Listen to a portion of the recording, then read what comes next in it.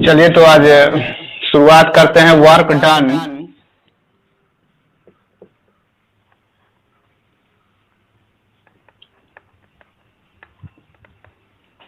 Work done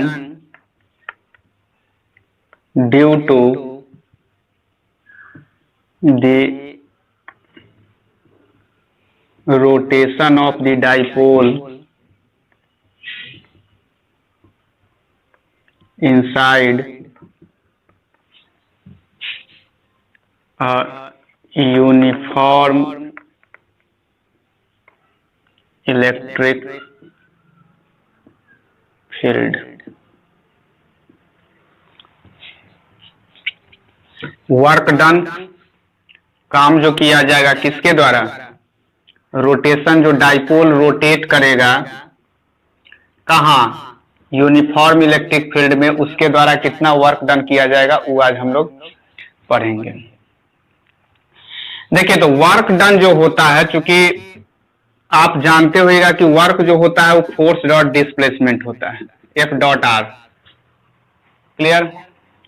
तो जो चीज ट्रांसलेशनल मोशन के केस में फोर्स होता है वही चीज रोटेशनल मोशन के केस में टॉर्क होता है।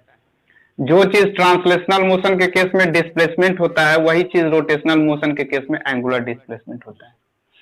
तो यदि हम स्मॉल वर्क डन लेते हैं तो स्मॉल वर्क डन जो होता है वो होता है एफ डॉट डी आर।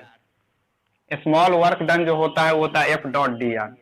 ठीक उसी तरह से अगर रोटेशनल मोशन के केस में अगर देखा जाए तो स्मॉल वर्क डन जो होगा वो एफ के जगह पर टॉ और डी आर के जगह पर डी थीटा के बराबर होगा। मतलब डी डब्ल्यू किसके बराबर, टॉ डी थीटा के बराबर। ठीक। अब यहां चूंकि रोटेशनल आप पहले भी पढ़े होइएगा कि टॉर्क जब किसी डाइपोल को यूनिफॉर्म इलेक्ट्रिक फील्ड में रखते हैं तो सिर्फ टॉर्क एक्सपीरियंस करता है। अब चूंकि सिर्फ टॉर्क एक्सपीरियंस करता है तो इस स्थिति में स्मॉल वर्क डन जो होगा वो होगा किसके बराबर, तो tau d theta. Small work done जो होगा वो होगा टॉ डी थीटा के बराबर। अभी टॉ डी थीटा के बराबर होगा तो टॉ आप पढ़े होइएगा किसके बराबर आया था torque, that is PE sine theta d theta. D W जो होगा वो PE sine theta d theta के बराबर। चूंकि आप प्रीवियस क्लास में पढ़े हैं टॉ जो होता है वो पीई साइन थीटा के बराबर होता है। ठीक।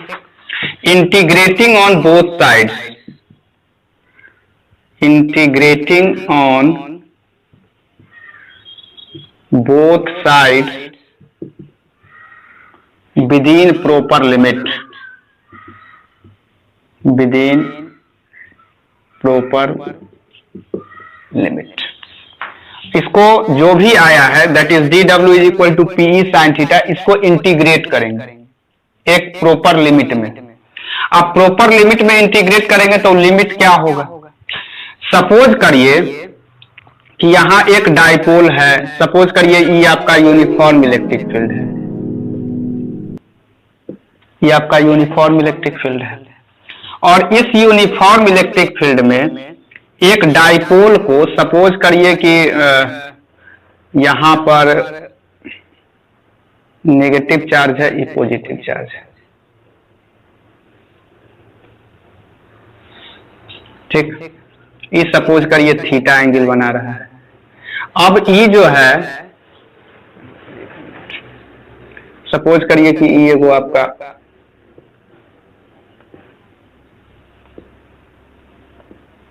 यूनिफॉर्म इलेक्ट्रिक फील्ड है,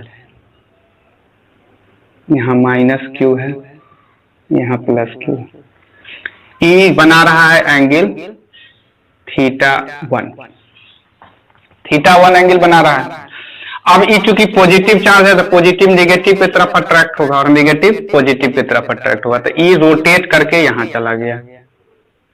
सपोज करिए यहां चला गया, दैट इज माइनस क्यू, और ई जो है वो यहां चला गया प्लस क्यू। अब ई जो एंगल बन रहा है वो थीटा टू, रोटेट होने के कारण, क्योंकि आपको बताए होंगे कि टॉर्क एक्सपीरियंस सिर्फ यूनिफॉर्म इलेक्ट्रिक फील्ड में करता है। अब टॉर्क एक्सपीरियंस करता है तो उस टॉर्क के कारण जो वर्क डन होगा, टॉर्क के कारण रोटेट करेगा, और रोटेट करेगा तो नेगेटिव चार्ज, इलेक्ट्रिक फील्ड का डायरेक्शन पॉजिटिव से नेगेटिव होता है, मींस इधर पॉजिटिव चार्ज होगा, इधर नेगेटिव चार्ज होगा। तो नेगेटिव चार्ज पॉजिटिव की तरफ अट्रैक्ट होगा, तो ई चार्ज जो है इधर भागेगा, और ई पॉजिटिव चार्ज नेगेटिव की तरफ अट्रैक्ट होगा, तो ई चार्ज इधर की ओर रोटेट करेगा। ठीक, अभी जो रोटेशन होगा तो यहाँ पर पहले एंगल कितना था, θ1। तो इसको जो हम इंटीग्रेट करेंगे तो सवाल ये है कि यहाँ अगर आप इंटीग्रेट करिएगा, दोनों साइड यदि इंटीग्रेट करिएगा तो PE sine theta d theta integrate करना है। अब अगर इंटीग्रेट करिएगा तो सबसे पहला चीज θ1 पर हम आप जा करके रख रहे हैं डाइपोल को।